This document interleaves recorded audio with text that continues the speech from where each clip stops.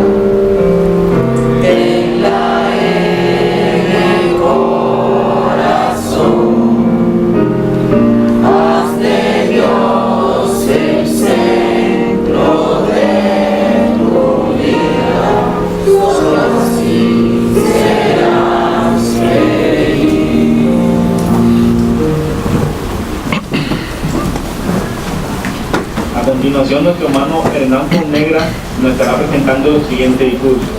Lleva como tema: creamos en la verdad inspirada, no en el error inspirado. Si gusta, puede tomar nota, voy a repetir. Creamos en la verdad inspirada, no en el error inspirado.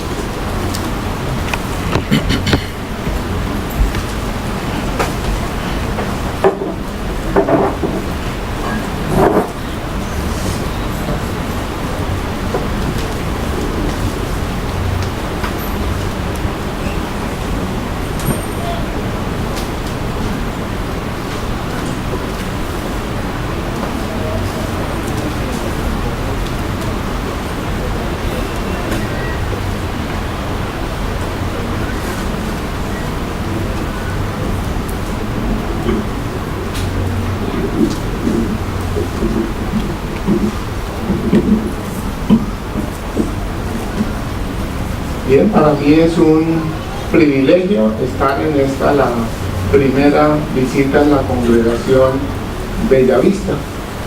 Entonces, venía del circuito anterior, venía de Soledad, estaba allí casi 3 años. Anteriormente ya había estado en Bogotá, en Cali. La primera asignación fue en el Caquetá, San Vicente del Caguán, y esa zona en el año 98, desde ahí empezado el circuito. Entonces ya tendremos tiempo conversar más sobre los asuntos. Y acerca de la actividad de la congregación, el esclavo ha hecho una parte en la misma conferencia para hablar de ello. Entonces, comencemos con el tema. Entonces, sabemos nosotros que la Biblia es la fuente de la verdad inspirada. ¿Por qué lo sabemos? Bueno, el mismo Señor Jesús, en Juan 17:17 quedó registrada unas palabras de él cuando dijo: santifícalos por medio de la verdad, tu palabra es la verdad. Pero la pregunta es si existe el error inspirado. Pues sí, sí existe, y noten ustedes en la primera carta de Juan cómo se expresa esto. Primera carta de Juan, capítulo 4, el versículo 6. Primera carta de Juan 4, 6.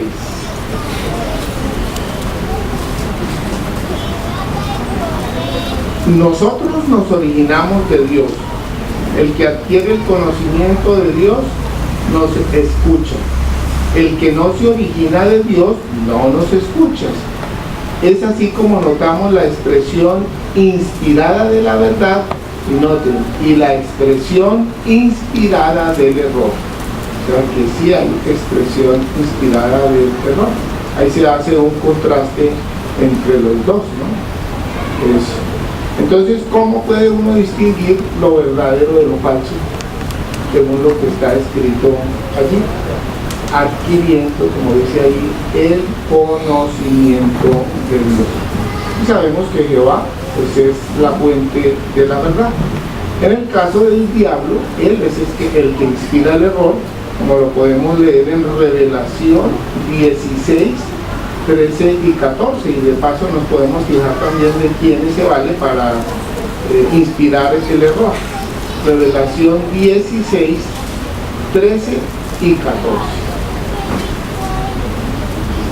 Y vi 3 expresiones inspiradas inmundas que se parecían a ranas salir de la boca del dragón. Entonces aquí el dragón es Satanás, ¿no? La serpiente original. Y de la boca de la bestia salvaje y de la boca del falso profeta. Son de hecho expresiones inspiradas por demonios y ejecutan señales y salen a los reyes de toda la tierra habitada para reunirlos a la guerra del gran día de Dios el Todopoderoso. Entonces ahí también se habla de la bestia salvaje, ¿no? Es el arreglo político de Satanás, el arreglo terrestre político que tiene Satanás en la tierra. Y estas expresiones que se mencionan allí representan enseñanzas de demonios. Ahora queremos saber cuáles son algunas de esas enseñanzas y a quiénes pueden engañar. Bueno, podemos empezar diciendo que engañan a los que no creen en Dios. Por ejemplo, pensemos, la gente suele aceptar sin más ni más las ideas que se promueven por los medios de comunicación. Hace unos poquitos meses, creo que 2 mesecitos, estaban diciendo que el Marte encontraron agua. Y ahora la gente jura que si va a Marte van a encontrar el agua y a rodar del piso van a encontrar el agua. Imagínense aquí con todos los problemas que tenemos con el agua en la tierra, y ahora la gente piensa que la va a encontrar fácil allá. También a la gente suele aceptar sin más, se les hace creer que los políticos son los que van a solucionar los problemas que tiene la humanidad, y en particular cuando se acercan las elecciones. Todo el mundo creía en su partido y todo el mundo va y vota por ellos. Y hay que mencionar que a muchos se les hace creer también en las enseñanzas de Babilonia la Grande. Babilonia la Grande, que menciona la Biblia, es el imperio mundial de la religión falsa. Entonces, ¿qué enseñan ellos? Por ejemplo, cuando hay una tragedia, como vimos en uno de los discursos, la gente suele creer que Dios es el causante de las tragedias, porque dice la gente, es la voluntad de Dios. fácilmente creen en eso. Solo entonces a través de la verdad bíblica es que vamos a poder comprender claramente cuáles son los asuntos y vamos a combatir esas enseñanzas de demonios. Ahora sí vamos a empezar a ver cuáles son algunas de esas formas de pensar carnales y las vamos a contrastar con el punto de vista bíblico. Entonces vamos a ver solamente algunas, hay muchas, pero vamos a ver solo algunas. Por ejemplo, miren esta: Dios me aceptará como soy, sí, como soy, en oposición a Ezequiel 18:25. Veamos Ezequiel 18:25, ¿qué enseña la Biblia? 18:25.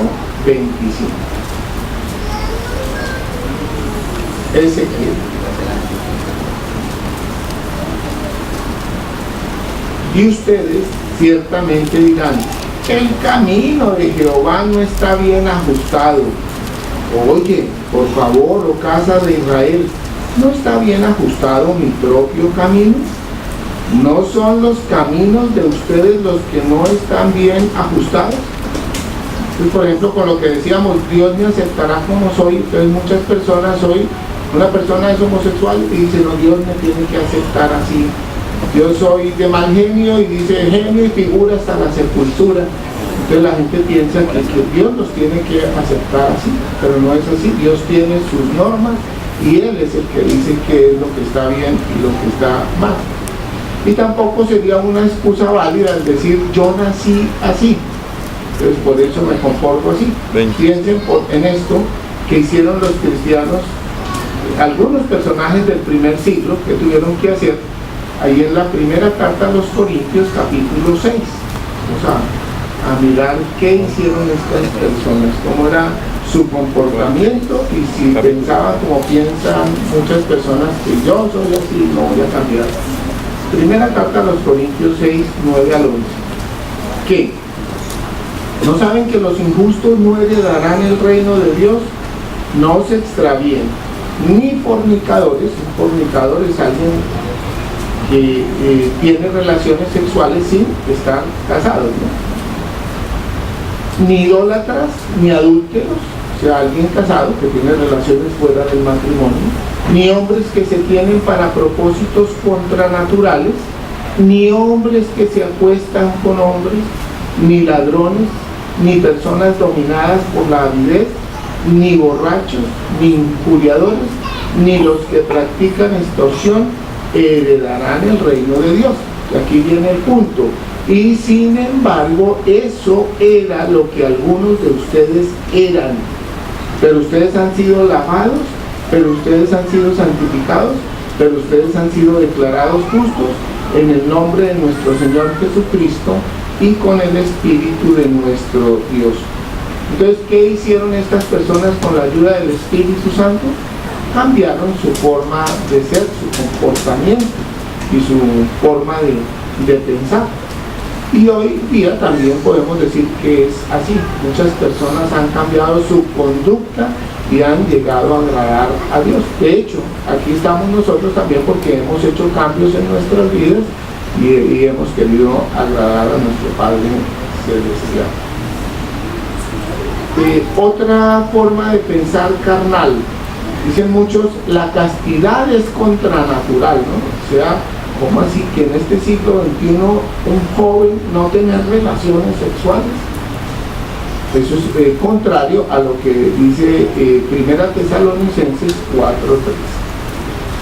Entonces el mundo dice que la castidad es contranatural, pero mire lo que dice la Biblia. Primera carta a los Tesalonicenses.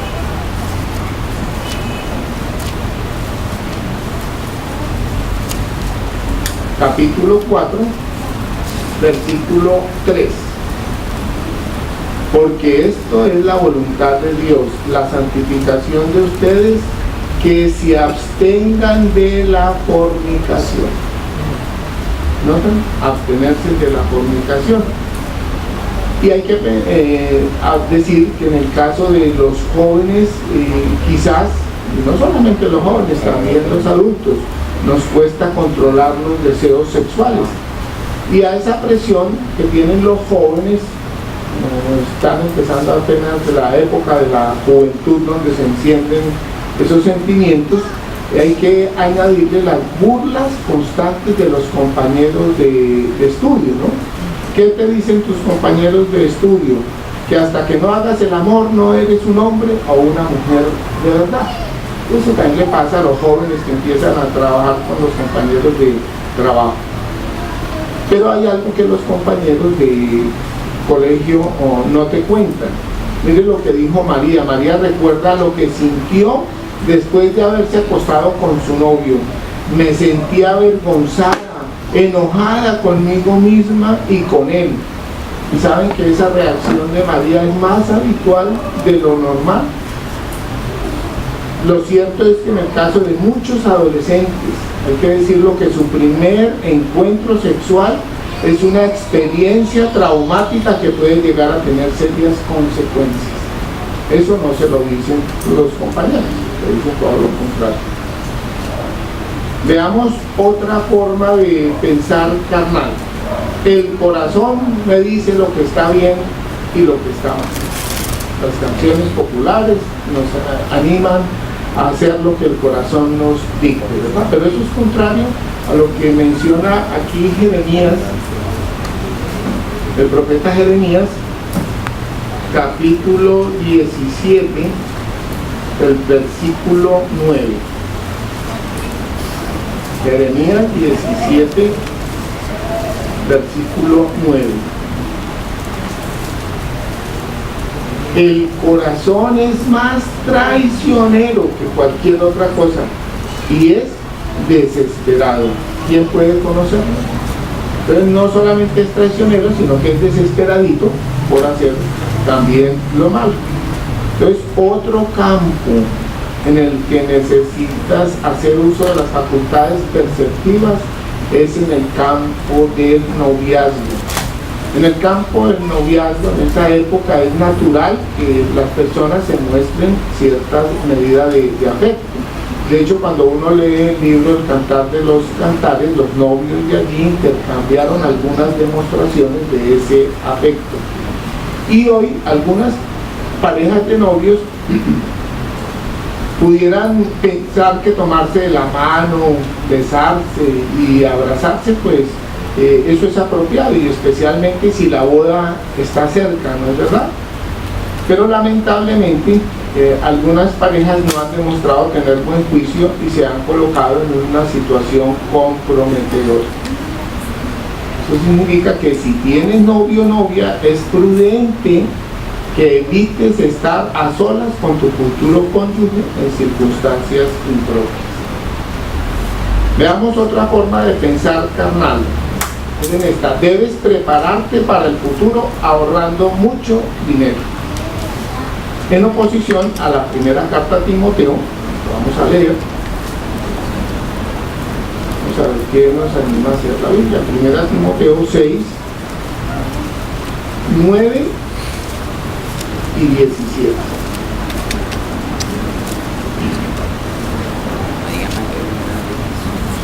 Sin embargo, los que están resueltos a ser ricos caen en tentación y en un lazo y en muchos deseos insensatos y perjudiciales que precipitan a los hombres en destrucción y ruina. Noten, los que están resueltos a ser ricos. Y el 17 dice: a los que son ricos en el presente sistema de cosas, da órdenes de que no sean altaneros y de que cifren su esperanza no en las riquezas inseguras, sino en Dios, que nos proporciona todas las cosas ricamente para que disfrutemos de ellas, ¿verdad? Claro, por ejemplo, en el campo del empleo. El empleo lo necesitamos porque tenemos que sostener una familia, hay que pagar el arriendo, hay que pagar los alimentos, el colegio, los transportes, tantas cosas que hay que pagar, los servicios, etcétera, ¿no? Pero, ¿qué tal que consiguiéramos un empleo que nos separara de Jehová? ¿Cómo pudiera suceder eso? Bueno, suponga que usted vive en un país donde es difícil conseguir ese trabajo. Entonces pudiera haberse tentado a aceptar la primera oferta de trabajo que le aparece. Pero ¿qué hay si ese empleo violara, por ejemplo, algún principio bíblico, como la neutralidad? ¿O qué hay si el horario o los viajes limitaran su participación en las actividades teocráticas, o que lo separaran, por ejemplo, de la familia? Usted se va 2, 3, 4 años a otro país para conseguir el sustento para sostener a su familia. Entonces, ¿aceptaría usted esa oferta sin pensarlo? Porque no tiene ninguna otra oferta de trabajo. Recuerden, una mala decisión en la vida pudiera alejarlo de Jehová. Entonces, si usted ve el trabajo como un medio, en este caso para alcanzar un fin, que es el de mantenerse a sí mismo y mantener a su familia, puede estar seguro de que Jehová va a bendecir los esfuerzos. Y nuestro Padre Celestial, pues, Él no se queda paralizado sin saber qué hacer cuando nosotros estamos sin trabajo, cuando tenemos problemas económicos. Aquí voy a relatar una experiencia de un pescador que iba en su piragua, esas embarcaciones pequeñitas, y llegaba, había ido a pescar y llegaba a su casa, cuando ahí estaba un hombre que estaba pasando vacaciones, era un rico, un economista. Entonces apenas lo vio llegar, le pregunta: ¿y usted qué hace con el tiempo que le sobra? Entonces él dijo: pesco un poco, juego con mis hijos, nos echamos una siesta cuando hace calor, por la noche cenamos juntos y después escucho música con mis amigos o algo así. Entonces le interrumpe: verá, pues yo poseo un título universitario y le puedo ayudar en este campo. Usted debería quedarse más tiempo pescando y se pudiera conseguir una lancha más grande en poco tiempo. Inclusive, si usted se queda más tiempo, pudiera conseguirse una flota de lanchas en el tiempo. Y el hombre le dice: ¿y entonces qué? Entonces en vez de vender el pescado a un intermediario, usted pudiera abrir su propia factoría y pudiera viajar y vivir en París, en Nueva York, en Cotonú.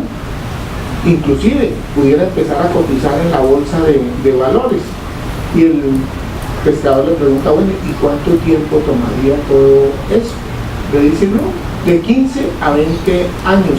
¿Y entonces qué? Bueno, le dice el rico, es cuando la vida se pone interesante, podrá retirarse, dejar atrás toda esa agitación y ajetreo y mudarse a un pueblito aislado. ¿Y entonces qué? Le pregunta el pescador. Le dice: va a tener tiempo para pescar un poco, jugar con sus hijos, echarse una siestecita cuando haga calor, y por la noche cenar juntos y después escuchar música con sus amigos o algo así. Bueno, decíamos que el error inspirado engaña a los que no creen, pero ¿sabían que también puede engañar a los que creen? Aquí en la primera carta a Timoteo, en el capítulo 4, en el versículo 1, note lo que escribió el apóstol Pablo. Primera Timoteo 4:1. Sin embargo, la expresión inspirada dice definitivamente que en periodos posteriores algunos se apartarán de la fe, prestando atención a expresiones inspiradas que extravían y a enseñanzas de demonios. Entonces, ¿a quiénes extravían? A cristianos, personas que tienen fe, pero los pueden extraviar si se descuidan, ¿no? La fe se puede perder. Entonces, si uno dejara que la forma de pensar carnal nos ocupara, podríamos comenzar a esparcir ideas que no son procedentes de Dios. Entonces vamos a ver algunos razonamientos falsos que le sirven al diablo. Primer razonamiento falso: la educación superior es necesaria para tener éxito en la vida. Contrario a este principio, por ejemplo, lo que enseñó Jesús aquí en Mateo 5:3.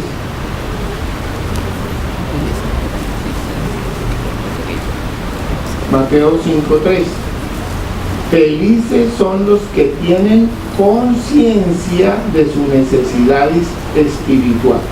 Entonces, la felicidad está relacionada con estar conscientes de nuestras necesidades espirituales.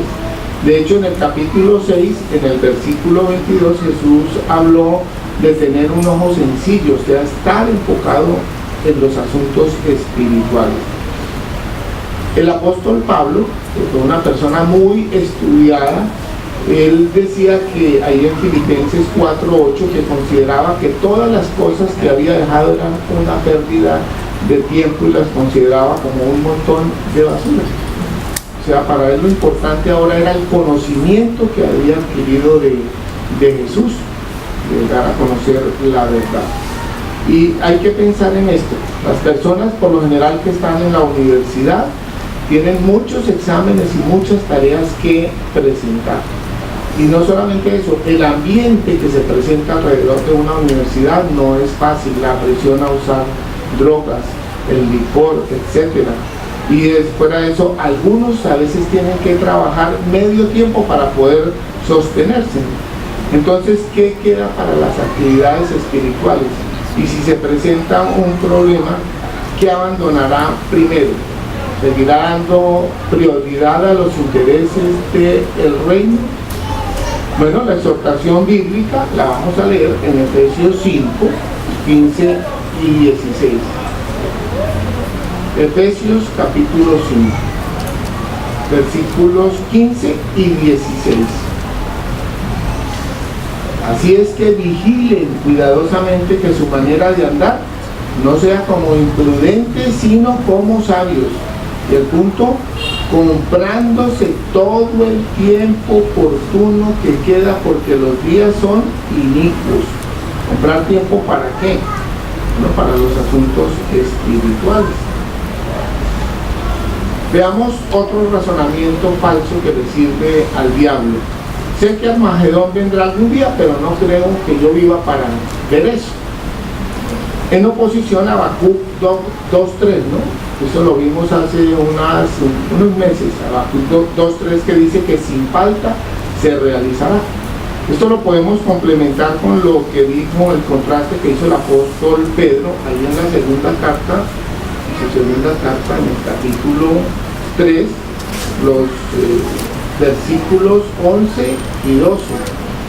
Segunda carta de Pedro 3, 11 y 12. Puesto que todas estas cosas hacían de ser resueltas, ¿qué clase de personas deben ser ustedes en actos santos de conducta y hechos de devoción piadosa? Noten, esperando y teniendo muy presente la presencia del día de Jehová, por el cual los cielos, estando encendidos, serán disueltos y los elementos, estando intensamente calientes, se derretirán. Entonces, observen que mientras esperamos el día de Jehová, debemos realizar, dice aquí, actos santos de conducta y hechos de devoción piadosa. ¿Eso qué quiere decir? Que como cristianos tenemos que estar muy activos. Por eso conviene que cada uno de nosotros nos preguntemos qué clase de actitud de espera demuestro yo. Bueno, aquí nos puede ayudar una parábola que Jesús dio ahí en Mateo, en el capítulo 25, los versículos 15 al 19. No la vamos a leer toda, pero era la parábola de los 3 esclavos. A uno le dieron 5 talentos, a otro le dieron 2 y a otro finalmente le dieron 1. Y el amo quedó de regresar con el tiempo. Cuando el amo regresó, a los que le habían dado 5 y 2, como multiplicaron sus talentos, se les dijo: bien hecho, esclavo bueno y fiel. Sin embargo, mire al que esperó sin hacer nada con el talento que se le dio. Vamos a mirar Mateo 25, el versículo 30. Y al esclavo que no sirve para nada, échenlo a la oscuridad de afuera. Allí es donde será su llanto y el crujir de sus dientes. Bueno, aquí hay una lección para todos nosotros, hermanos. O sea, Jesucristo, ¿qué quiere que hagamos? Que todos trabajemos con diligencia en su servicio mientras estamos esperando la llegada del gran día de Jehová. Miren este otro razonamiento falso que le sirve al diablo. Ver pornografía es una diversión inofensiva, en oposición a Romanos capítulo 12, versículo 9. Veamos la exhortación que se nos hace. Romanos 12, 9.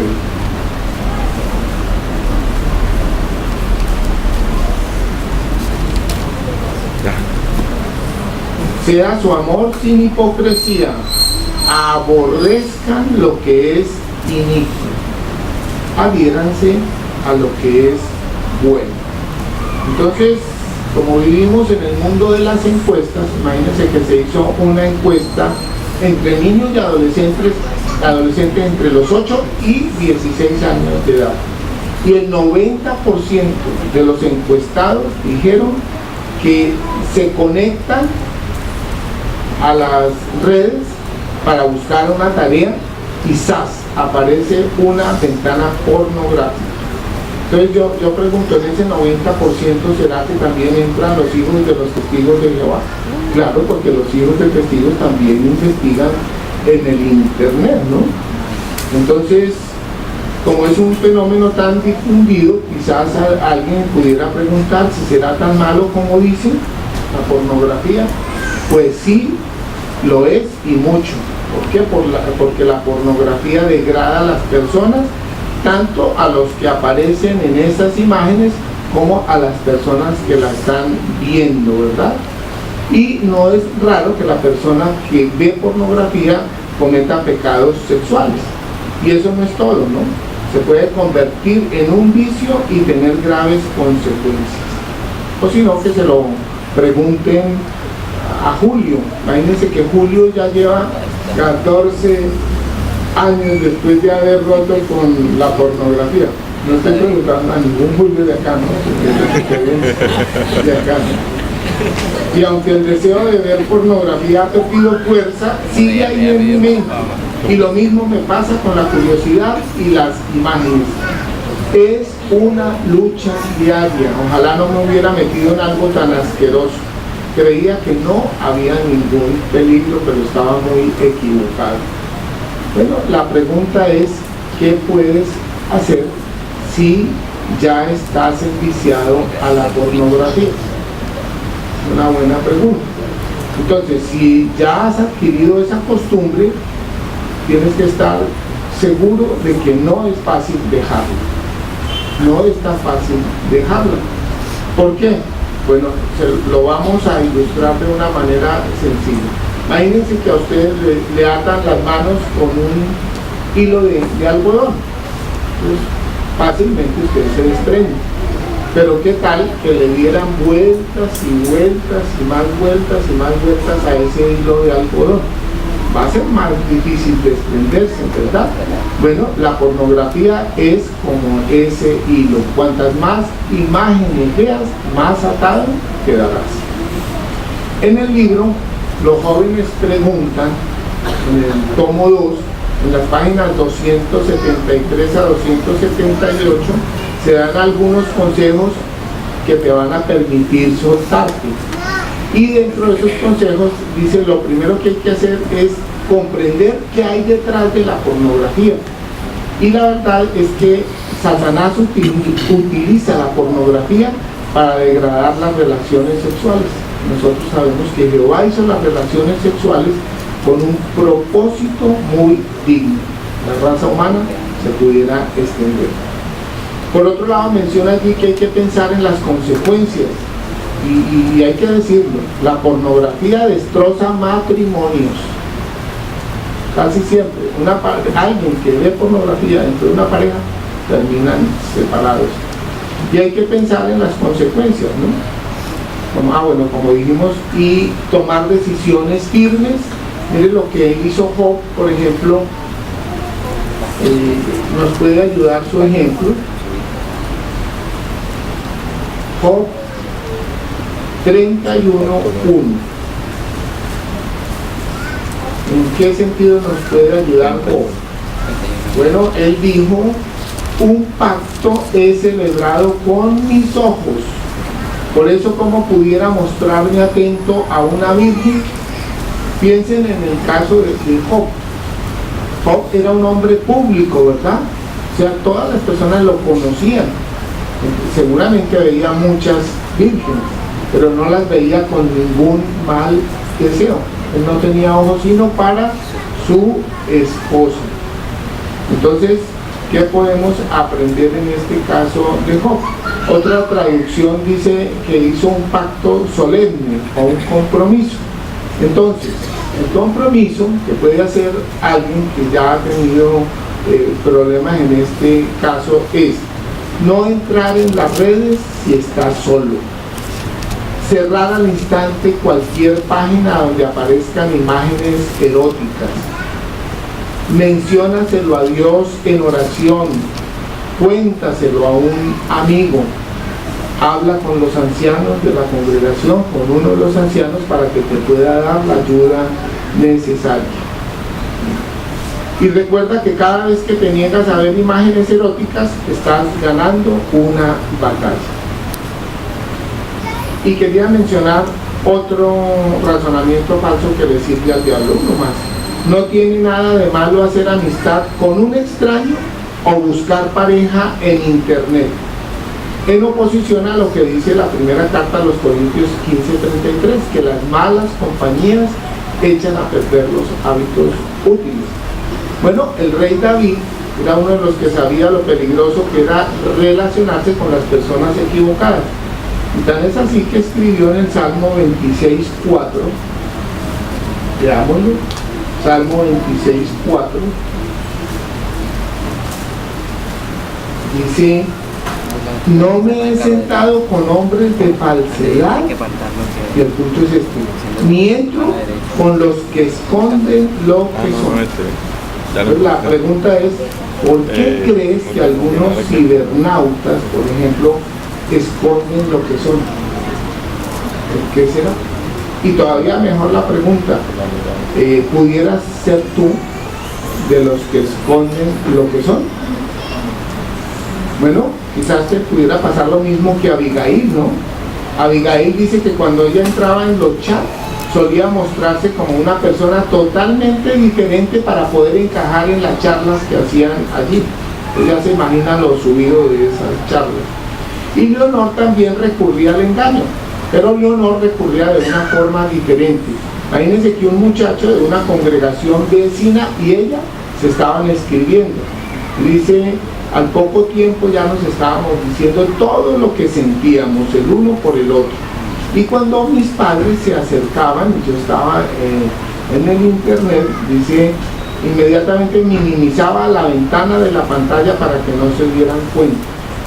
Creo que nunca se les pasó por la cabeza que su hija de 13 años pudiera estar escribiendo poemas de amor a un chico de 14.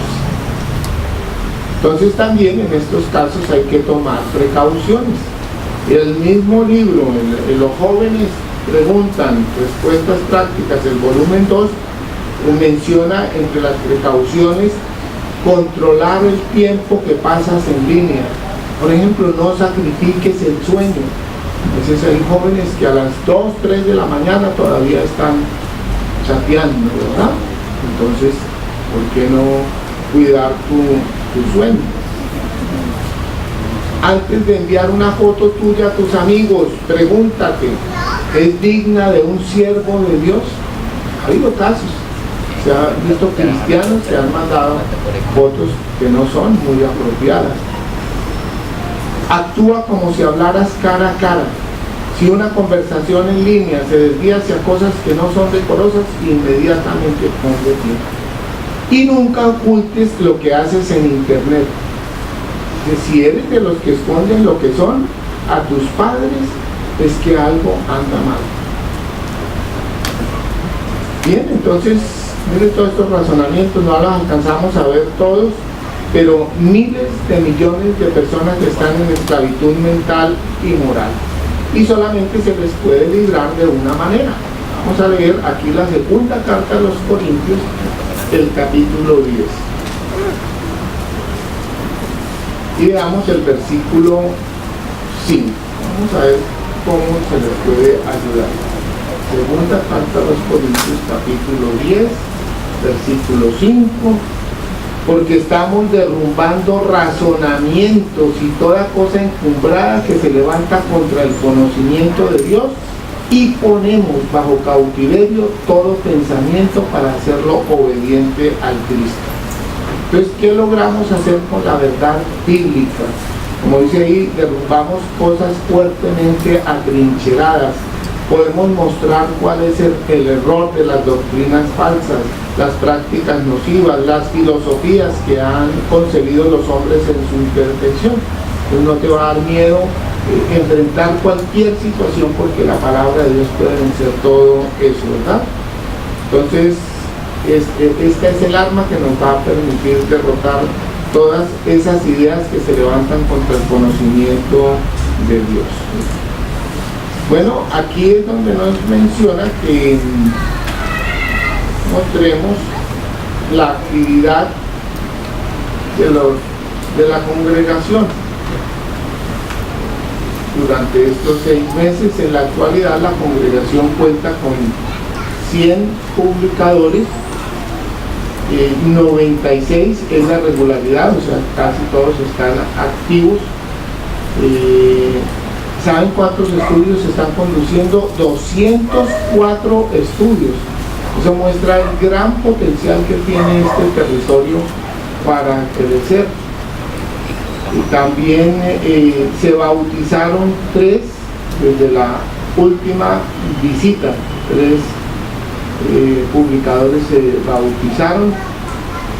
Tuvimos también 3 nuevos publicadores y 14 han hecho el precursorado auxiliar. Y en la asistencia, el promedio de asistencia a la reunión de servicio como esta estuvo en 122, y el promedio de asistencia a la reunión pública fue 143. Podemos decir que el promedio de horas por publicador es 10.9, 11 casi horas por publicador, y se tiene un promedio de un estudio por publicador, ¿no? Aquí no se toma el porcentaje de los precursores regulares, sino de todos los publicadores que hay en la congregación, porque los precursores regulares están conduciendo 98 estudios, ¿no? Bien.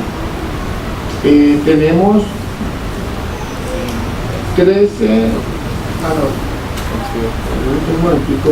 12 precursores regulares y una precursora especial. Eso es en cuanto a la actividad.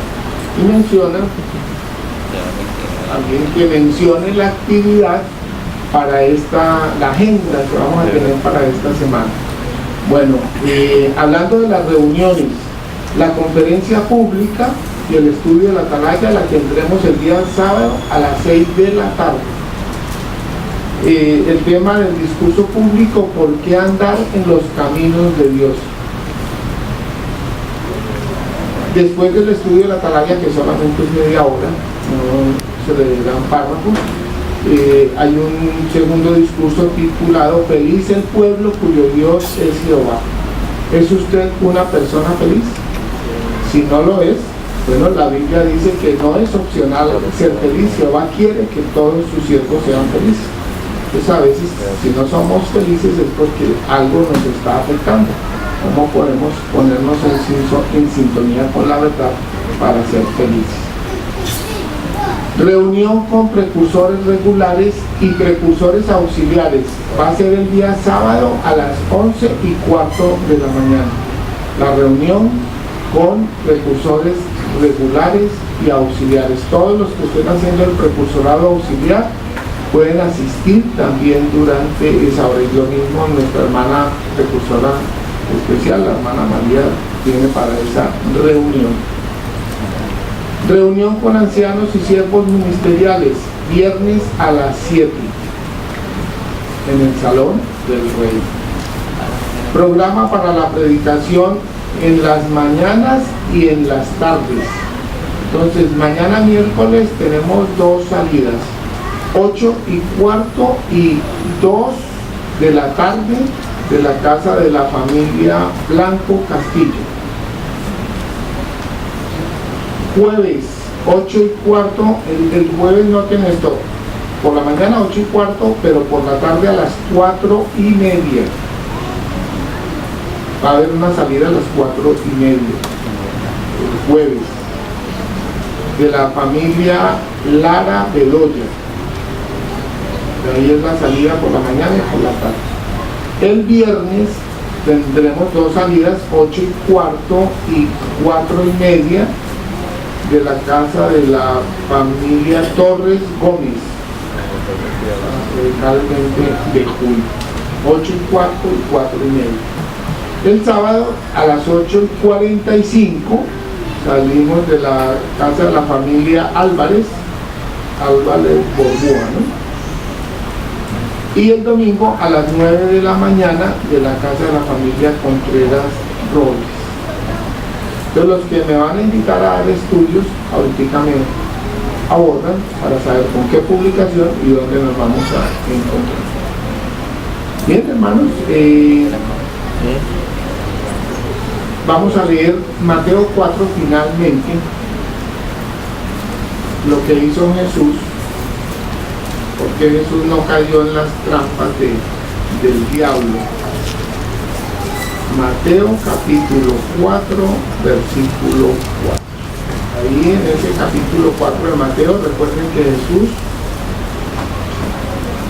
fue tentado en 3 oportunidades por Satanás.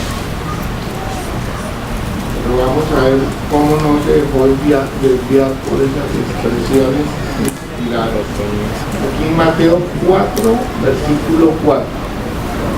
Pero en respuesta él dijo: está escrito, no de pan solamente debe vivir el hombre, sino de toda expresión que sale de la boca de Jehová, de las expresiones inspiradas de la verdad. Por eso Satanás nunca pudo desviar al Señor Jesucristo. Entonces también nosotros debemos vivir de las expresiones que salen de la boca de Jehová. Te agradecemos mucho entonces que hayan estado atentos y realmente hayan disfrutado también de nuestra reunión con todo ese banquete nuevo que estamos teniendo desde principios de enero. Vamos a concluir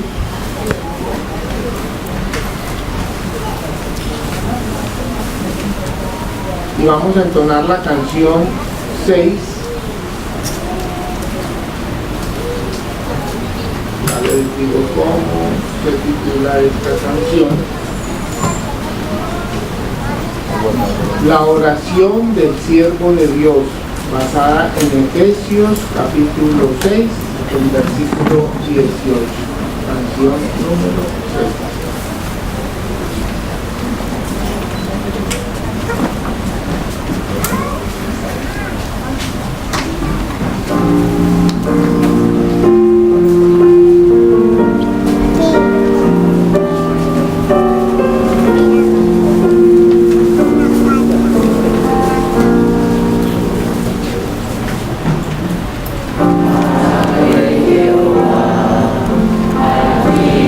Senhor.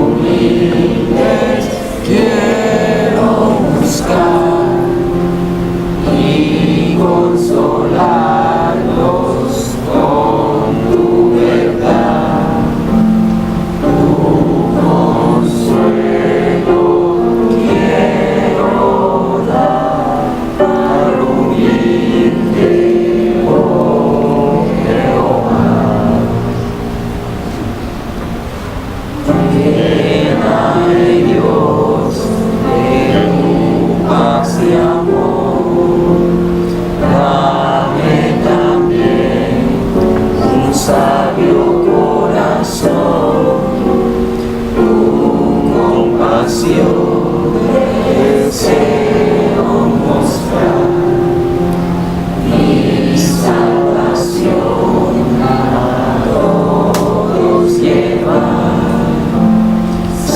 Salvación voy a llevar y tu compasión mostrar.